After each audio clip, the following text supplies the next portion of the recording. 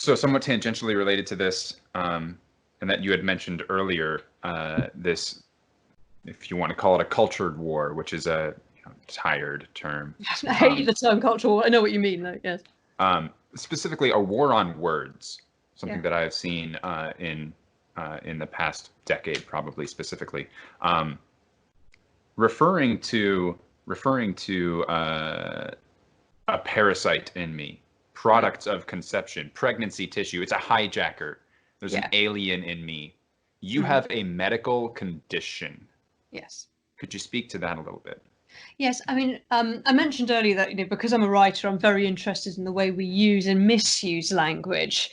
And the point I make is that I never hear these terms used in any standard pregnancy situation. I mean, I've given birth to 4 babies, and never once did any midwife or doctor or nurse or obstetrician or anyone like that ever refer to my pregnancy as anything other than a baby.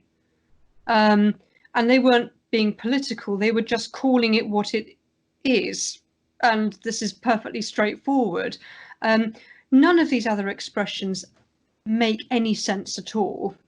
The contents of the uterus, the products of conception, I find particularly bizarre, because I know I say this in the book, but I'll repeat it. I'll repeat it here. Nobody ever talks about the products of conception moving or getting an ultrasound scan of your, uterine tissue or whatever. I mean, none of those expressions really make any logical sense. But even terms like hijacker or parasite or alien, they're not exactly on the side of science. A parasite is not of the same species as you. Therefore, a baby is never a parasite. I mean, that's just a question of definitions. It's obviously not an alien. I mean, I don't know what you imagine that you're about to give birth to, but it's very definitely a human being. Hijacker gives a level of consciousness to a baby that they're not capable of at all. It's almost absurdly so. So I think, we've got to be honest about what we are dealing with here, and all of these terms or these misnomers that get used are just ways of trying to muddy the waters and trying to distract attention from what abortion involves. And we know we've got to be very quick to come back on them, and to avoid using them ourselves, because it is part of a way of just trying to avoid the obvious. I've always felt that terms like products of conception, pregnancy tissue, and medical condition are, in a sense, correct. However, they reduce a person to a material object, and that, in that case, then opens the door to the commodification of a person, which we've talked about earlier when we discussed India and surrogacy. The idea that this is an object that I can own, an object I can do what I will with. And then things like hijacker and parasite, those attempt to draw a false parallel with the human child. Kind of like what you said about the violinist. Like, yeah, it makes an ostensible metaphorical sense, but actually is very incorrect and directly misses the point, to the point where it no longer works as a metaphor. So parasite and hijacker, like, no. How can you refer to a human in a preborn baby? How can you refer to that as a parasite? Like, yeah. Well, also it creates, I think, from sort of looking at it from the point of view of pro-life feminism as well, it sets women against their own babies and kind of gives the impression that women need to be protected from their own babies. It's using a deliberately very aggressive term, completely falsely. Women aren't so weak that the baby has become the face of the enemy. I mean, tragically, with terms like, say, the products of conception, I believe anyway, originally were used in cases of miscarriage, for example, with the intention of perhaps not upsetting the woman too much. I remember a friend of mine talking about how she was told she had retained products of conception after a miscarriage, and she had to have a small procedure to sort of clear her out. But what her comment was, it was like, the retained, that's my baby you're talking about, isn't it? It actually made it worse, because with miscarriage, a woman knows she's losing her baby, so trying to term it and trying to use phrases like that actually sort of almost add insult to injury, possibly unintentionally. Mm-hmm. Related to this, you mention also a sort of faux outrage. You have this great point where you say abortionists like to portray the woman as this meek and vulnerable person by saying she's found herself alone and pregnant on a toilet. On a toilet, yeah. And and then you just go off on that, and it's like, how else does a woman find herself pregnant? And I was just like, yes, exactly. How else? You have to pee on the thing. Like, come on. Yeah, I mean, I found that particularly funny. I mean, you do get so much inflated rhetoric in the debate anyway, but that was in connection with the Irish referendum. Some was talking, these poor women, find out they're pregnant alone on a toilet. And I thought, well, where else did you do the pregnancy test, my friend? And of course, when I say that in a talk, of course, everyone falls about laughing because everyone knows what a pregnancy test involves.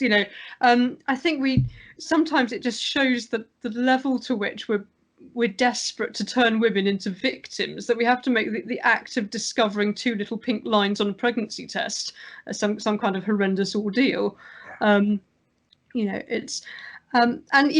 think it's something, I'm very attuned to the way we use language to kind of cast women as victims, but this is where I think women have to be a lot bolder about standing up and saying, do you know something, doctor? You don't need to protect me.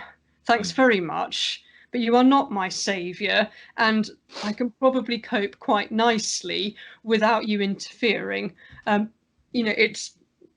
was very heartened when I heard that there was a group in the States who, a pro-life feminist group, they wanted to take part in the Women's March, and they were banned at the last minute because they were against abortion. So they turned up anyway with their banners and walked right to the front of the march with their banners. And that's it. I just thought, oh, atta girl, thank you. That's the way it's got to be. You've just not got to take no for an answer. The suffragettes wouldn't have shrunk away into the background, would they? So that was a rather lighthearted way to discuss the culture war. However, there's also a much deeper and darker, insidious nature to it as well. Are you familiar with Kermit Gosnell? Oh, yes. Yeah. Okay. Could you talk about Kermit Gosnell? Yes. I mean, I think that was one of the big scandals to hit America when it came out, and yet it went almost unnoticed in many quarters, I think.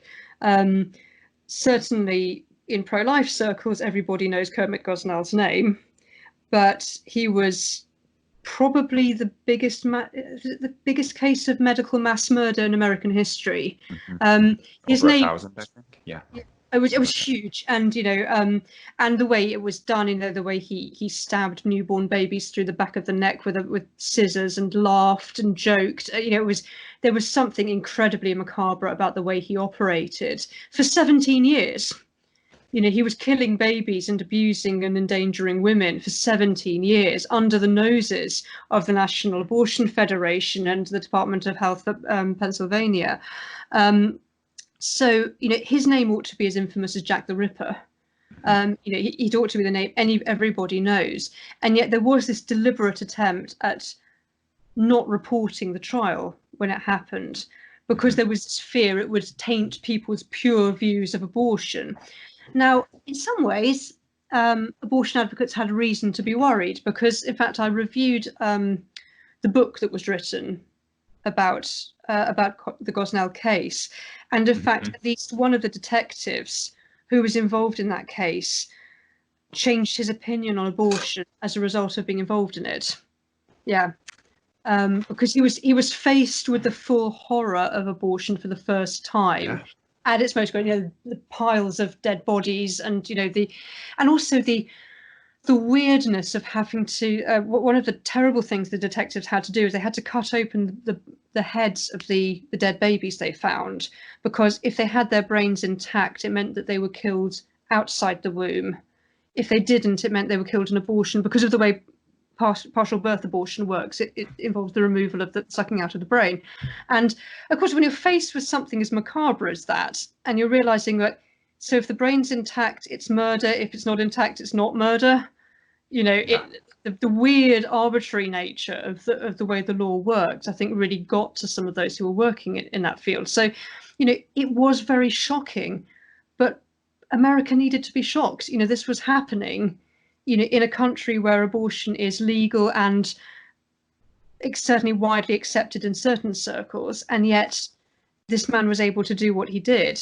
And is completely unrepentant, I gather. He's still in, obviously he'll be in prison for the rest of his life. He's completely unrepentant. He sees himself as a victim and a martyr for women.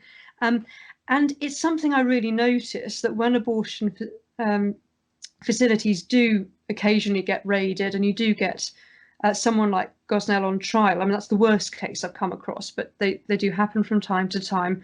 They will always posture as women's rights advocates.